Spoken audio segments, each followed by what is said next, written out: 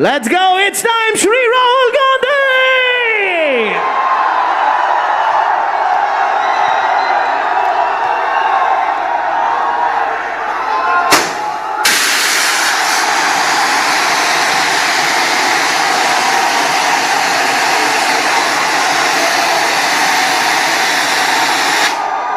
Oh my God.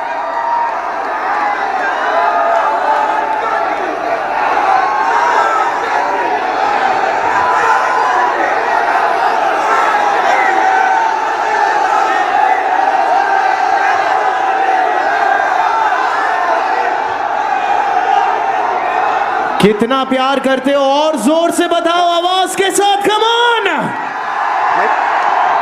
Hello,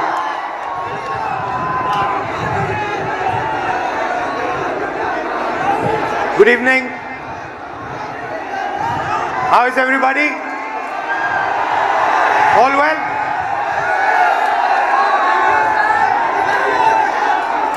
I'm very happy and honored to come to stand here in front of you, in front of you and Gota. And the reason I've come,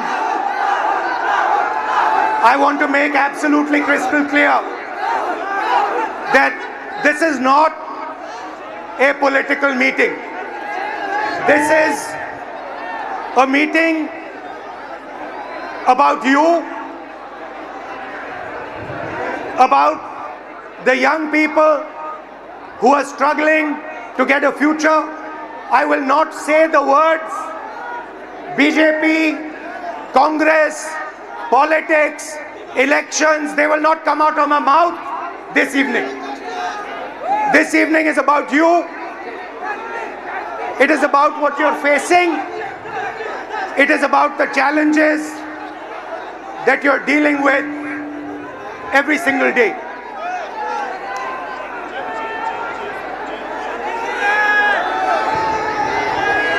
Some time back, I walked from Kanyakumari to Kashmir. 4,000 kilometers रास्ते में आप जैसे लाखों युवाओं से मैं मिला, हजारों युवाओं से मेरी बात हुई, डिस्कशन हुआ, और मेरा एक ही सवाल होता था, आप क्या करना चाहते हो? मुझे 5 जवाब मिलते थे, छठा जवाब नहीं मिलता था। Engineer, doctor, lawyer, IAS, or then forces. These are the 5 answers I used to get. So the first question that came in my mind, मेरे दिमाग में पहला सवाल उठा कि देश के युवा देश के भविष्य होते हैं। हमारा एजुकेशन सिस्टम हमारे युवाओं को सिर्फ 5 ऑप्शंस क्यों देता है? यह सवाल बहुत बार मैंने पूछा, वही जवाब मिला। तो यात्रा पे मैंने 15-16 लड़कियों के साथ मीटिंग की और उनसे पूछा क्या आप करना चाहती हो? किसी ने कहा इंजीनियर, किसी ने कहा डॉक्टर, किसी ने कहा लॉयर, वही 5 जवाब। और फिर मैंने उनसे पूछा, मुझे सच बताओ क्या करना चाहती हो? तुम्हारे दिल में क्या है? सच्चाई ये थी कि जो वो करना चाहते थे और ये जो 5 ऑप्शंस थे, इसमें बहुत फर्क था। कोई ऑथर बनना चाहती थी, कोई डांसर बनना चाहती थी, कोई एस्ट्रोनॉट बनना चाहती थी। फिर मैंने एक टेस्ट किया। मैंने उन्हीं लड़कियों से एक सवाल पूछा, आप में से कितनी लड़कियां पायलट बनना चाहती हैं? एक भी लड़की ने हाँ नहीं कहा। वहां पे चीफ मिनिस्टर का हेलीकॉप्टर था। मैंने हेलीकॉप्टर पायलट से कहा, 5-6 लड़कियों को आप हेलीकॉप्टर में ले जाइए, जॉय राइड कराइए, कॉकपिट दिखाइए। फ्लाइट हुई, लड़कियां हेलीकॉप्टर पे गई, जैसे ही वापस आई मैंने सवाल पूछा क्या करना चाहती हो? सारी की सारी लड़कियों ने कहा हम पायलट बनना चाहती हैं। मतलब हिंदुस्तान का एजुकेशन सिस्टम, सबसे पहली कमी इसकी कि हम जो हमारे बच्चों के सपने हैं उनको पूरा नहीं करते हैं, जो उनके ऑप्शंस हैं, जो वो ऑप्शन चाहते हैं उनकी हम रिस्पेक्ट नहीं करते।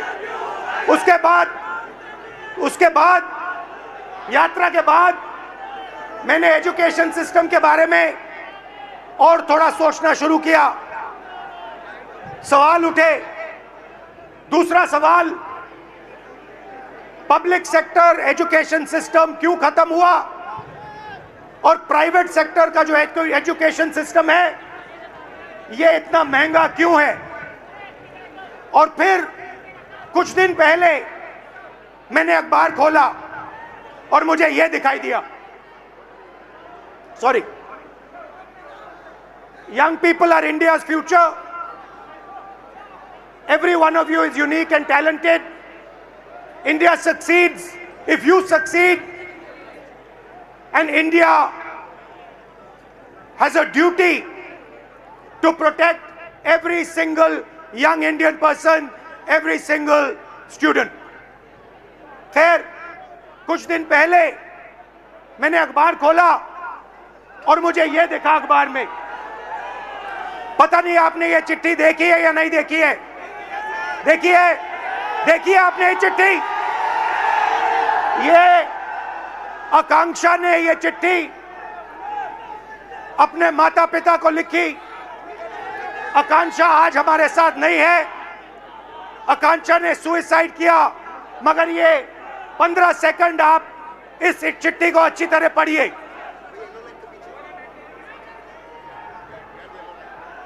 ये आकांक्षा डॉक्टर बनना चाहती थी।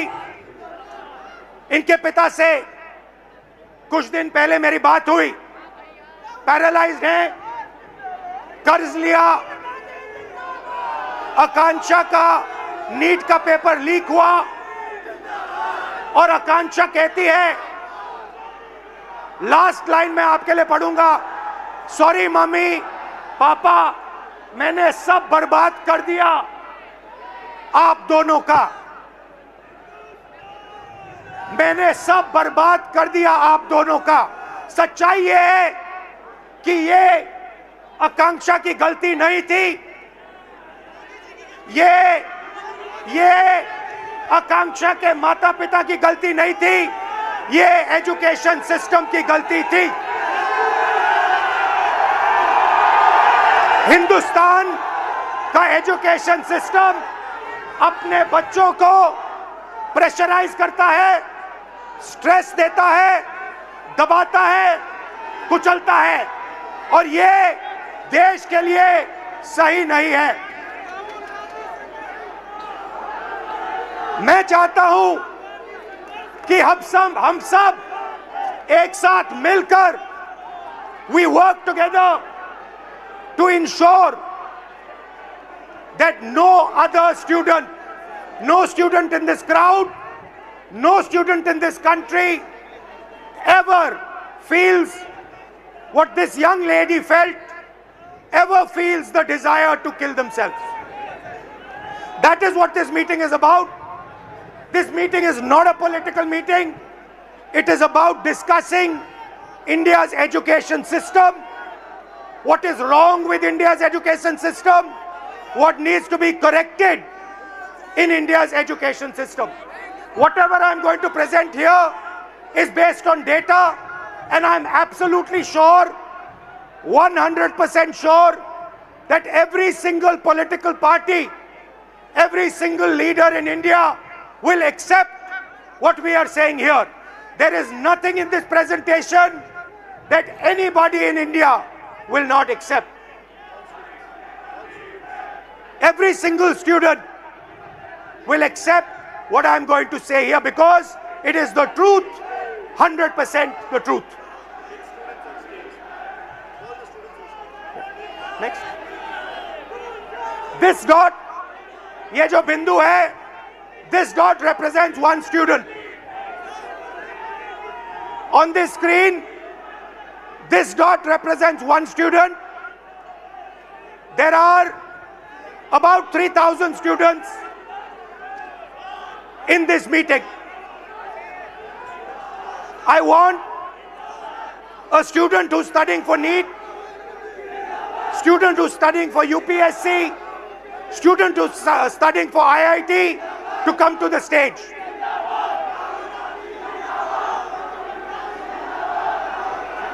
Can you tell them not to do naras? I'll do it right away. How are you? I'm good. Check. Okay. सबसे पहले Is the mic working? सबसे पहले Mic working? एक सेकंड सर ने भी एक बड़ी प्यारी सी रिक्वेस्ट की है। एक सेकंड हमने आने के पहले क्या कहा था? हम पढ़े लिखे स्टूडेंट्स हैं, नारेबाजी करने नहीं आए हैं। देश का फ्यूचर बदलना है तो पहले सुनना पड़ेगा। Listen and then change. अभी कोई नारेबाजी नहीं, सर बात कर रहे हैं, सर कुछ बोलना चाह रहे हैं। अब पहले कुछ बच्चों को बुलाते हैं जो आप ही लोग के बीच में से आए हैं।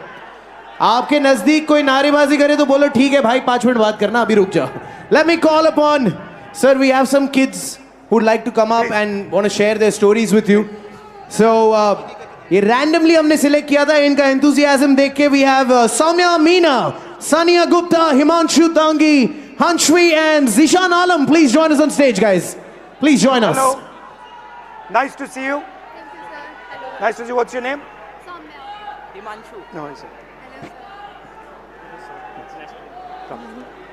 Guys, go ahead, please. Just introduce yourself. Hello, everyone. Myself, Soumya Meena. Hello, everyone. Myself, Soumya Meena, and I'm a JEE aspirant. Hello, I am Sania Gupta and I am preparing for NEET exam. Hello, my name is MD Zishan Alam. I'm preparing for NEET. Hello, my name is Himanshu Dangi और मैं भी आपके जैसे एक NEET aspirant हूँ। Hello, my name is Hansvi and I am a UPSC aspirant. So why NEET? Why did you guys choose NEET? Sir, जो NEET है, doctor, सबसे पहली बात तो डॉक्टर एक बहुत बड़ा टर्म है। किसी भी मतलब जैसे अभी कोई बीमार हो गया तो किसी भी एक बंदे की लाइफ हमारे हाथ में होती है। मतलब अभी तो मैं नीट के लिए तैयारी कर रहा हूँ, तो जैसे नीट का पेपर लीक हुआ तो पूरी होप टूट गई है। डॉक्टर बनने के लिए आदमी, कोई भी व्यक्ति इतना मेहनत करेगा, 2-2, 3-3 साल मेहनत करेगा, फिर पेपर देगा वो, और फिर उसको बता दिया जाता है कि तुम्हारा पेपर लीक हो गया और फिर तुम्हें वापस पेपर देना है, तो होप टूट गई। तो आपके अंदर जो भावना थी, आपके अंदर जो भावना थी, लोगों की मदद करने की भावना थी, आप क्यों कर रही हैं? मैं तो JEE कर रही हूँ, हाँ। इंजीनियर। तो इंजीनियरिंग तो मैं सिर्फ इसलिए कर रही हूँ कि अच्छा मेरे को एक्सपोजर मिले कॉलेज में जाके, जैसे कि हायर कॉलेजेस है, IIT बॉम्बे हो गया, IIT दिल्ली हो गया, तो वो काफ़ी अच्छे कॉलेजेस हैं जिसमें आगे जाके हमें इंजीनियरिंग में नहीं बाकी और चीज़ों में भी बहुत सारी अपॉर्चुनिटीज़ मिलती है। तो मेनली तो मैं अभी एक्सपोजर के लिए कर रही हूँ। और आपका? Sir, actually, I have always been interested. I'm a very social person. So I think UPSC would genuinely help me engage in society and make policies and decisions. And you? Sir, हम लोगों को बचपन से सिखा ही यही दिया जाता है कि आपको बड़े होकर डॉक्टर, इंजीनियर ये सब बनना है, तो एक मन से बचपन से ही वो सपना बन जाता है कि डॉक्टर बनना ही मगर है। अगर आप सब कुछ बिल्कुल फ्री छोड़ दिया होता और असलियत में आप क्या करना चाहते हो तो फिर क्या जवाब मिलता? सर, मेरे को डांसिंग में बहुत शौक था। आपको डांसिंग में शौक है? आपको? सर, हमको डॉक्टर ही बनना था। मेरे जो अंकल थे वो हार्ट अटैक से डेथ कर गए थे 2019 में, तो इसीलिए मैं मतलब अर्जेंट मतलब वो उन्हें नहीं मिला, तो इसी की वजह से वो डेथ कर गए, तो बस इसी के कारण मैं डॉक्टर बनना चाहता हूँ। और आप? अगर आपको पूरी फ्रीडम दिया गया तो क्या करोगे आप? सर, नीट ही करोगे, डॉक्टर ही बनोगे? सबसे पहली बात तो ये कि जैसे कि मैं कुछ पढ़ रहा था तो मुझे पता चला कि सिर्फ 5 चीज़ें, 5 प्रोफेशंस जो लोग बस देखे देखी फॉलो कर रहे हैं: डॉक्टर, लॉ, इंजीनियरिंग और मैं भूल गया थोड़ा सा, सॉरी सर। Relax relax. तो अब कोई लोग खुद से पीछे करते हैं, मतलब ऑप्शंस नहीं है। सबसे पहली बात, मेन बात ये है। तो अगर आप नीट की तैयारी कर रहे हो, हाँ, अप्रोक्सीमेटली कितना पैसा लगता है beginning to end? Beginning to end, अगर आपको ऑफलाइन अच्छी कोचिंग में तैयारी करनी है, अगर आप 11 से आ रहे हो, मिनिमम 3 लाख रुपए तो कोचिंग फीस है 2 साल की।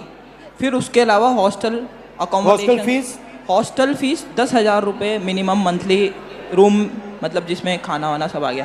फिर उसके बाद पर्सनल एक्सपेंसेस भी रहते हैं, तो 2-3 हज़ार वो, तो मोटा मोटा आप मानिए 1,20,000 हॉस्टल की फ़ीस हो गई, 1.5 लाख अपना 1 साल की कोचिंग की फ़ीस हो गई, और 15-20 हज़ार एक्सपेंस भी हो जाते हैं बच्चों के, जैसे बाहर रहते हैं, कभी कुछ खा लिया, तो आप मानिए 4 lakh 4 lakh. Everybody agrees? Yes sir. Approximately 4 lakh? Yes sir. 4 lakh. Now आपके फैमिलीज ने लोन लिया है? कितना लोन लिया है? 2 लाख। 2 लाख। पापा क्या करते हैं? फार्मर हैं। किसान हैं।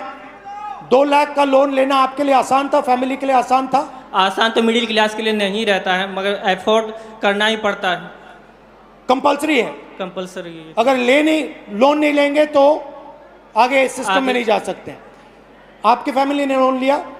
सर लोन तो नहीं लिया था, लेकिन अगर हम गवर्नमेंट एग्ज़ाम जैसे नीट प्रिपरेशन की तैयारी प्रिपेयर कर रहे हैं, और अगर हमारा नहीं क्लियर हुआ तो हम मतलब इंडिया में गवर्नमेंट सीट्स इतनी कम है कि हम प्राइवेट के लिए सोच भी नहीं सकते, क्योंकि उनकी फ़ीस बहुत ज़्यादा है। और भी ज़्यादा है? बहुत ज़्यादा है। जैसे 24 लाख बच्चे हर साल अपेयर करते हैं नीट एग्ज़ाम में, उसमें से 80,000 सीट्स है जो गवर्नमेंट है, तो 23 लाख बच्चों को ना चाहते हुए भी हारना पड़ता ही है। तो उनके लिए प्राइवेट से करने के लिए ऑप्शन बचता ही नहीं है, क्योंकि हर मिडिल क्लास फैमिली 1 करोड़ रुपए अफोर्ड नहीं कर सकती है।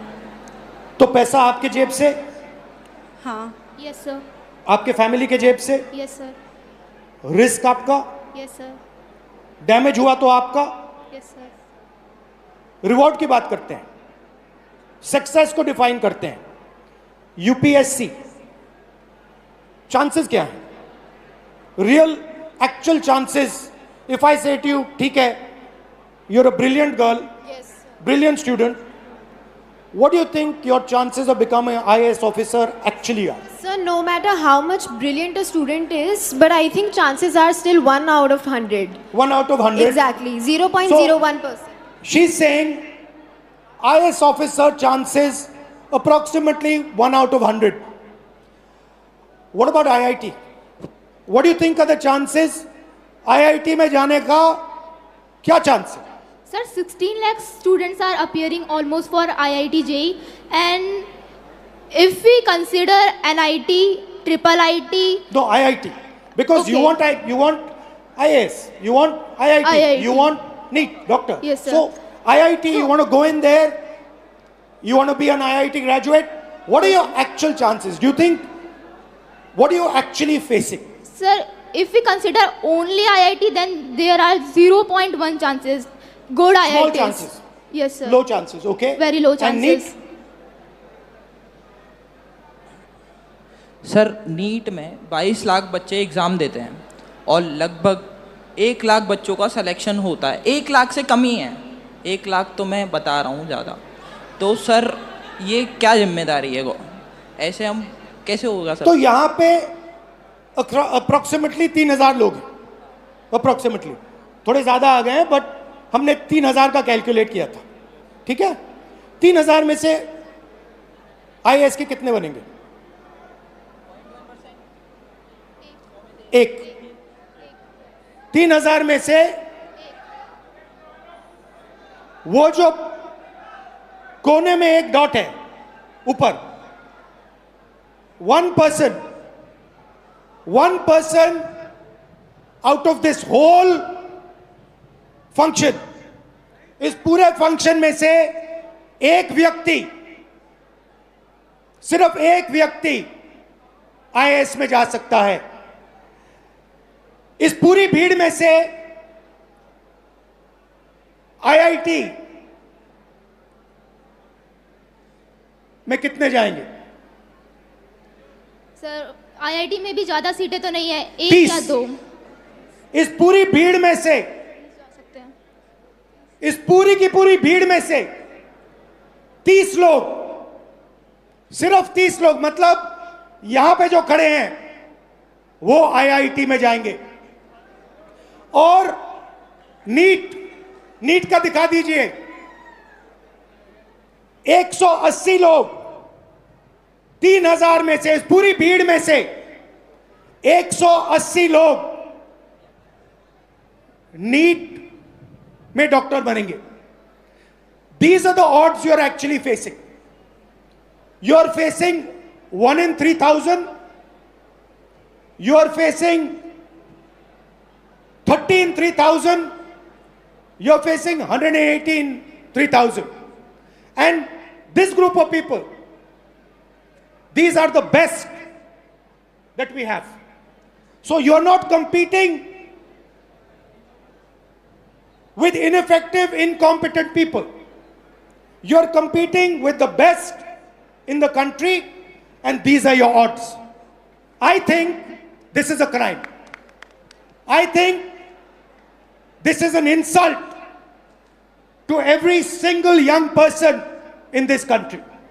These are not the odds that our young people should be facing. You are very brave. You are very strong. That's a different matter. But this is stressful, this is unfair, and this is brutal. The Indian education system is a rejection system. It is not a selection system. That is the fact that we are facing. Right? Do you agree with this? Yes, sir. Now, I don't mean to discourage you, because you should dream. And I'm pretty sure that you will succeed.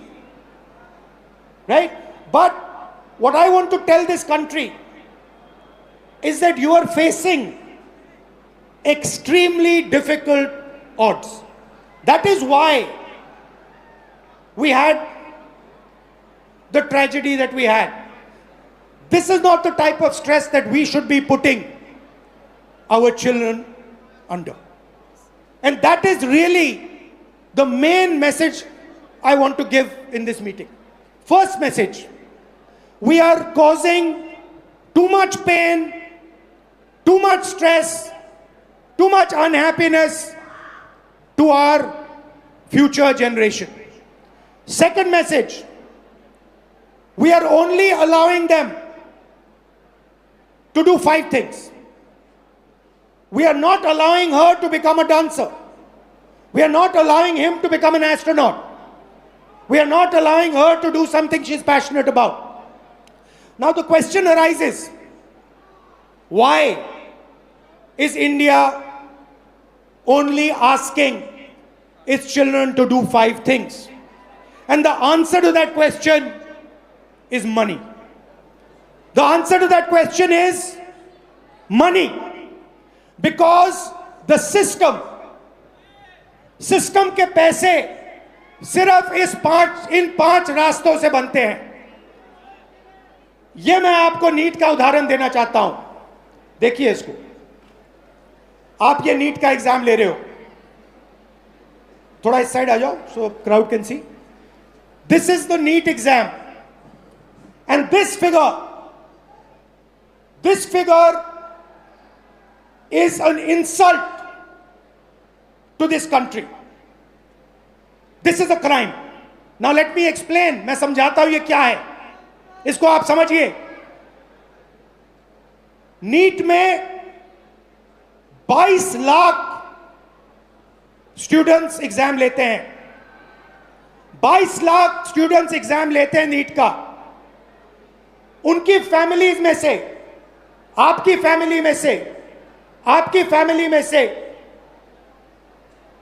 1.32 lakh crore रुपए हर साल लिए जाते हैं.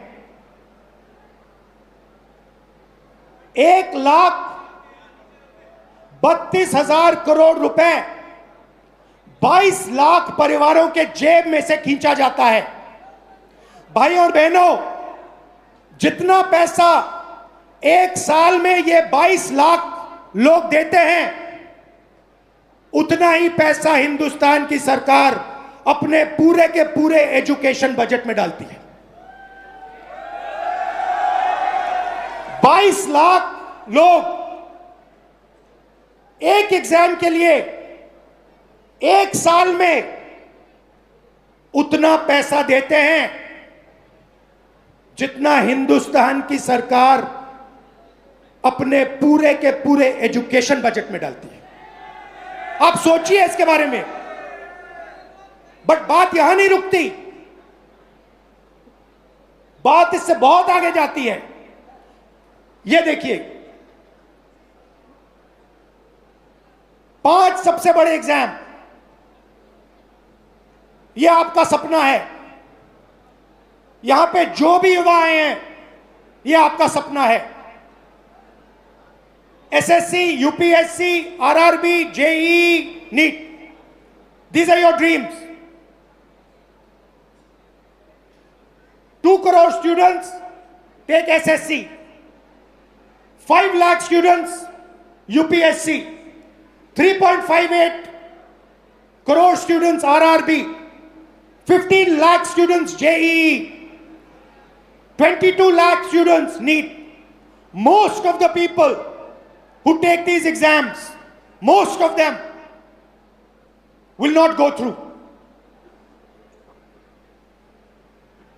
NEET में से 3000 में से एक निकलेगा।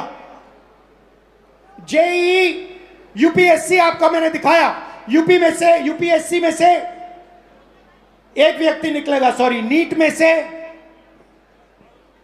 180। मगर पैसा देखिए इन 5 एग्जाम्स का, अच्छी तरह देखिए।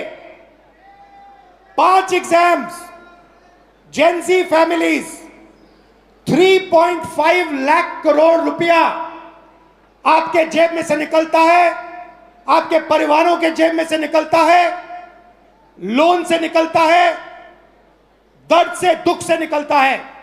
भाई और बहनों, जितना पैसा इन 5 एग्जाम्स में आपके परिवारों से निकलता है, उतना पैसा हिंदुस्तान की सरकार education budget, health budget, labour budget, science budget, women and child budget में डालती है।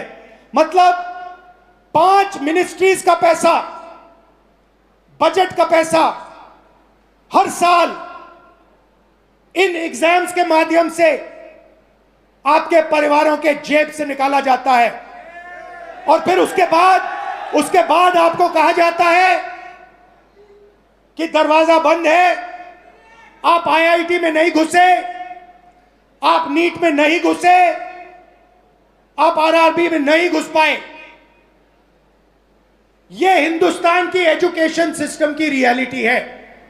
अब मैं चाहता हूं कि एक फैमिली, हमने स्टूडेंट से बात की, आपका मैं बहुत धन्यवाद करता हूं। अगर आप यहां रहना चाहते हैं यहां रह सकते हैं, नीचे जाना चाहते हैं जा सकते हैं, जो भी आप पे है।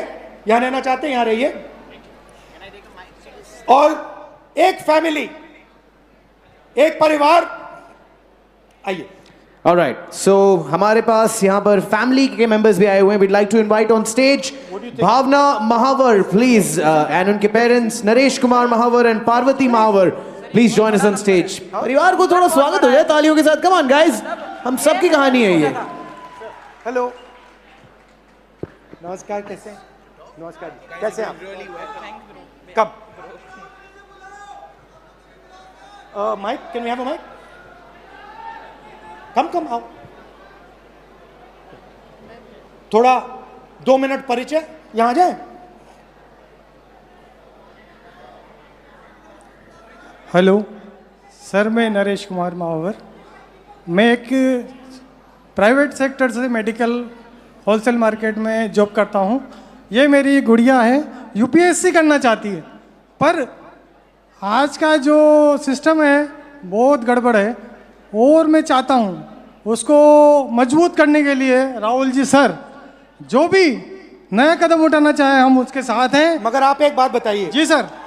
अप्रोक्सीमेटली अप्रोक्सीमेटली उन्होंने हमें बताया अप्रोक्सीमेटली 5 लाख जी सर, 1 साल का, बिल्कुल सर, एक जी सर, 1 साल का, बिल्कुल तो आप ये कैसे करेंगे? रियलिटी सच बताइए सर। वैसे तो मेरे पास फाइनेंशियल प्रॉब्लम बहुत ज़्यादा बिग है, पर अगर जो मैंने मेरे दम से मेरा घर बनाया है, हो सकता है मैं उसको भी सेल कर दूं, पर मैं मेरा बेटी का सपना साकार करूंगा, ये मेरा दिल से। नहीं, मगर देखिए ये आपकी भावना है, ये आपके अंदर है। नहीं, ये जब से ये 10th क्लास में पढ़ती थी, तो जब से ही मैंने इसके सपने के साथ मैंने अपना सपना भी साकार करने के लिए सोचा है, और मैं चाहता हूं कि ये ईश्वर मेरा सपना पूरा करे। ईश्वर आपका सपना पूरा करे, ये हम सब चाहते हैं जी सर। मगर सच्चाई ये है कि ये जो आप कर्ज लेके काम कर रहे हो, ये देश का काम है, ये आपका काम नहीं है। देश का काम अपने युवाओं को शिक्षित बनाने का है। आप क्या करना चाहते हैं? सर, माय नेम इज़ भावना महावर और मैं एक यूपीएससी एस्पिरेंट हूँ। जैसा कि 2026 में प्रीलिम्स एग्ज़ाम में हम सब ने देखा है कि किस तरह से लेंथी एग्ज़ाम बनाया गया है, जो एक यूजुअली स्टूडेंट के लिए बहुत टफ रहता है। प्लस वैकेंसीज होती है 1000 और फॉर्म्स आते हैं 15 लाख के आसपास। तो मेरा गवर्नमेंट से ये क्वेश्चन है कि बाकी के स्टूडेंट्स का क्या होगा? 1000 वैकेंसीज में 1000 स्टूडेंट्स सिलेक्ट हो जाते हैं, उसके अलावा जो स्टूडेंट्स हैं उनके लिए भी प्लान बी होना चाहिए। ये मेरी गवर्नमेंट से बट आज हमने रूल बनाया है, गवर्नमेंट से कोई सवाल नहीं होगा, पॉलिटिकल फंक्शन नहीं है। बट मैं आपसे सवाल करता हूं, आपके सामने बहुत बड़ा चैलेंज है। आपके पापा कुर्बानी देने जा रहे हैं, आपके अंदर क्या फीलिंग है? आप कैसे करोगी? डर लगता है? यस, पापा की मम्मी की दोनों की बहुत एक्सपेक्टेशंस है, और मैं पूरी जी जान लगाना चाहूँगी कि पापा मम्मी के साथ मेरा सपना पूरा हो, और मैं इसके लिए पूरी मेहनत करने को तैयार हूँ। बट डर लगता है आपको? कभी डर लगता है, क्योंकि ये जो फ्रॉड्स हो रहे हैं, आज मैंने यूपीएससी का एग्जाम देखा। एक स्टूडेंट जब प्रिपरेशन करता है तो एक पैटर्न होता है, एक सिलेबस होता है, उस हिसाब से प्रिपरेशन करता है। लेकिन अगर रिसेंटली उसका पैटर्न चेंज कर दिया जाए तो स्टूडेंट क्या करेगा? 50 to 56 पेजेस का पेपर होता है, जो 3 आवर्स में करना पॉसिबल नहीं होता है। वैसे ही वैकेंसीज लिमिटेड होती है, तो इसके अलावा स्टूडेंट्स क्या करें फिर? सीट्स लिमिटेड है और पैटर्न इस टाइप के बनाए जा रहे हैं। इस फ्रॉड में स्टूडेंट्स कहाँ जाए? बाकी बचे स्टूडेंट्स का क्या होगा? इसको बदलना चाहिए। ये जो स्ट्रक्चर है, जो सिस्टम है, ये जो प्राइवेटाइज्ड पैसे खींचने का सिस्टम है, 5 एग्जाम्स में आपकी फैमिली जैसी फैमिलीज 5 मिनिस्ट्री के बजट से ज्यादा पैसा देती हैं। इसको बदलना चाहिए। जी बिल्कुल बदलना चाहिए। यही हम सबका लक्ष्य है, आपका भी है, हमारा भी है, इनका भी है। आप कुछ कहना चाहती हैं? जी सर, मैं ये कहना चाहती हूँ, मेरा नाम पार्वती महावर है। हर माँ बाप, जब बच्चा पैदा होता है तब से हर माँ बाप सपना देखते हैं कि उसका बच्चा पढ़ेगा लिखेगा, उसके खुद के भविष्य के साथ साथ वो भी हमारी आर्थिक स्थिति को ठीक करेगा। लेकिन जो आजकल फ्रॉड देखने को मिल रहे हैं तो उससे बहुत डर लगने लग गया है। कुछ बच्चे सुसाइड कर लेते हैं, बहुत से केस देखने को मिलते हैं। आज हमारे अंदर इतना डर है कि बच्चा डिप्रेशन में आके कुछ कर ना ले, तो रात को हम उठ के देखते हैं बच्चे को, मतलब इतनी कच्ची नींद में सोते हैं कि 2-3 बार तो जाके देखना ही है कि बच्चा ठीक तो है ना। तो हमारी तरह हर पेरेंट्स के अंदर ये डर बना हुआ है। तो मैं गवर्नमेंट से रिक्वेस्ट करूँगी कि ना वो हमारी बात को सुने और जो भी समाधान हो उसे निकालें। बहुत बहुत धन्यवाद। Thank you sir. बहुत अच्छा लगा आपसे मिलकर। Thank you sir. बहुत अच्छा लगा। नमस्कार।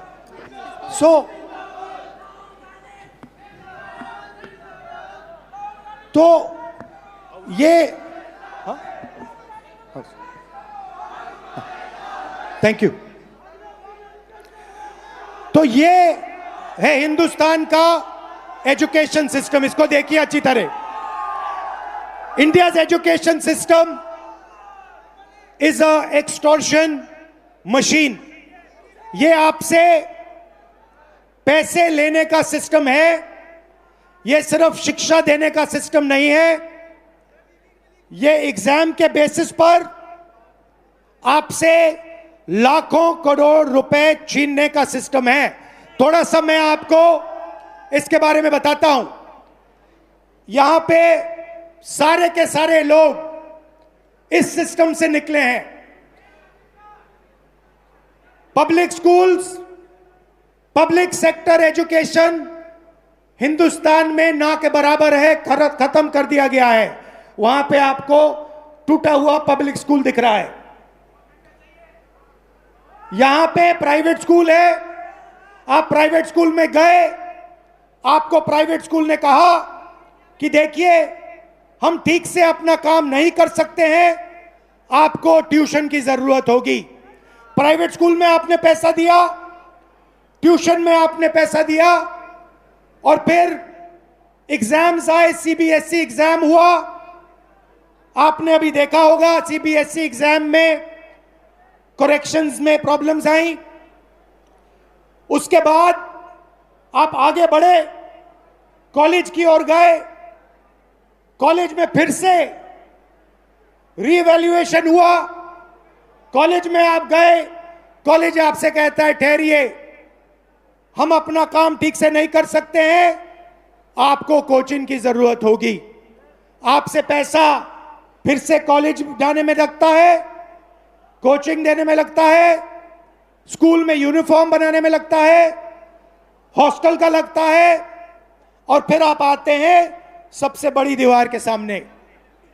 5 एग्जाम, लाखों लाखों करोड़ रुपए आपके जेब से खींचा जाता है, आपके परिवारों के जेब से खींचा जाता है। प्रॉमिस क्या है? प्रॉमिस है 5 लाख रुपए दो, 10 लाख रुपए दो, एग्जाम करो और हम आपको रोजगार देंगे। प्रैक्टिकल बात है। आज स्टेज पे जो लोग आए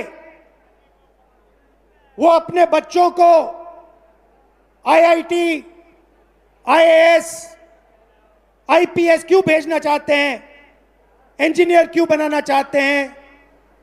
रोजगार के लिए, कि स्टेबल जॉब मिले, बेरोजगार ना हो। माता पिता ने कहा हम चाहते हैं कि हमारी भी देखभाल बच्चे कर पाएं। तो ये एक प्रकार का कॉन्ट्रैक्ट है। हिंदुस्तान का एजुकेशन सिस्टम आपसे कह रहा है school, college, uniform, tuition, books, ये सब आप दोगे, लाखों करोड़ रुपए आपके जेब से निकलेगा, और फिर आपको हम स्किल्स देंगे और रोजगार देंगे। अब आते हैं रोजगार की सच्चाई पर। रोजगार की रियलिटी क्या है ये देखिए।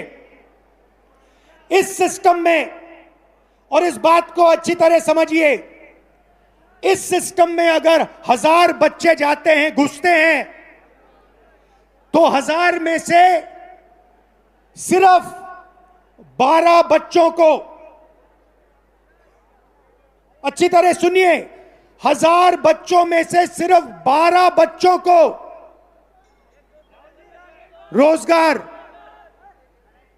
सैलरीड रोजगार मिलता है। 1000 में से 12 मतलब इस भीड़ में 36 लोगों को, सिर्फ 36 लोगों को परमानेंट जॉब मिलेगा।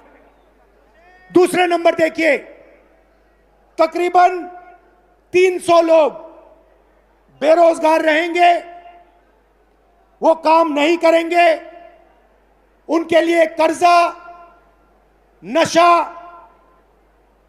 ये लाइन है। उस साइड तकरीबन 700, 1000 में से 700 लोग या गिग वर्कर, उबर चलाएंगे, ओला का काम करेंगे, या फिर मनरेगा का काम करेंगे, इनफॉर्मल सेक्टर में काम करेंगे, सेल्फ एम्प्लॉयमेंट होगा, कुली का काम करेंगे। तो 2 झूठ बोले जा रहे हैं। पहला झूठ कि ये शिक्षा का सिस्टम है, ये शिक्षा का सिस्टम नहीं है, ये एक्सटॉर्शन का, पैसे लेने का सिस्टम है। और दूसरा झूठ, शिक्षा के बाद आपको रोजगार मिलेगा, नहीं मिलेगा।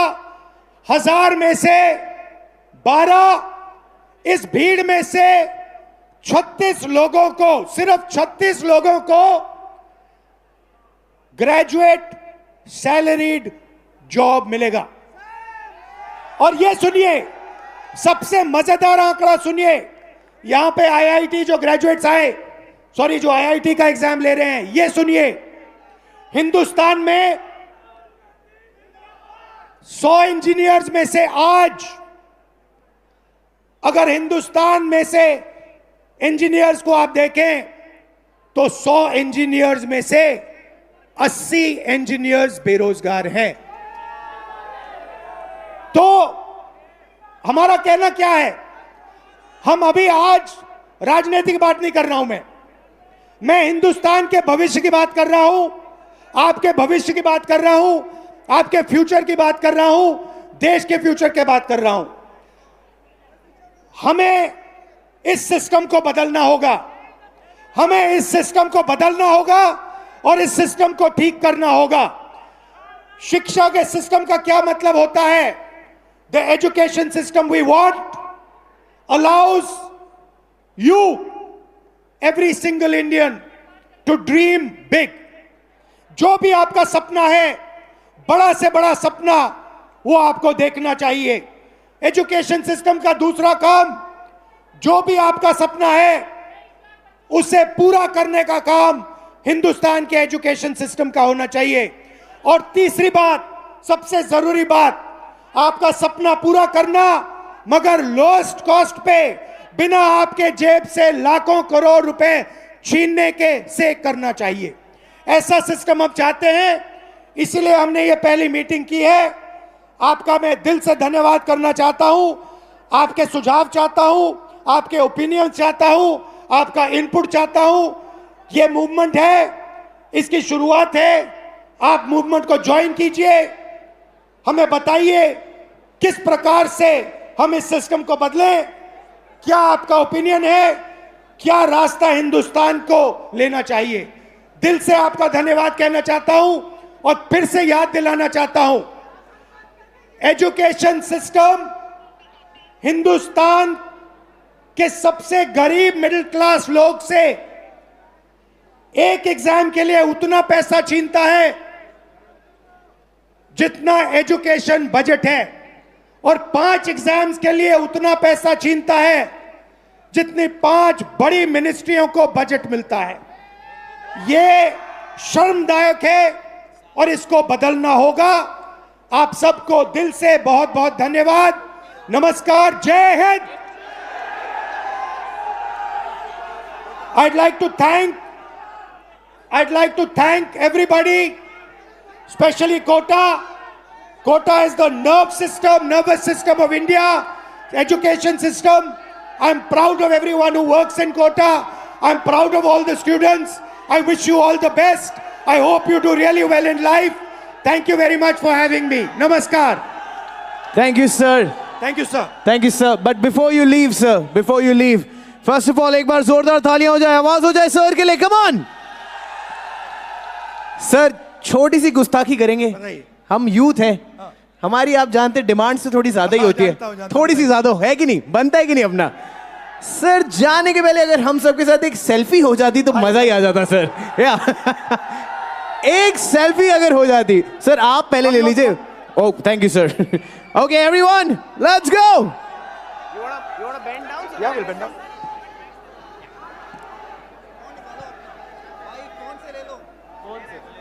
फोन से ले लो।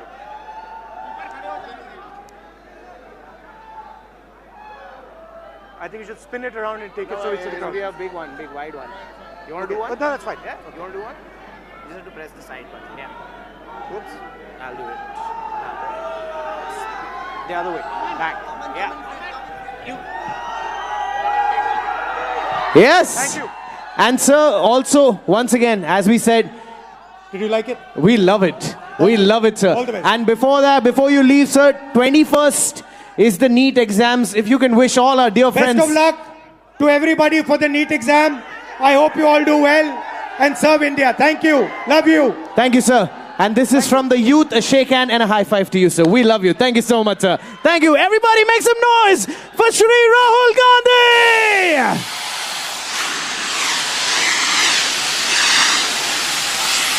Come on. Thank you, Kota. जोरदार तालियां हो जाए.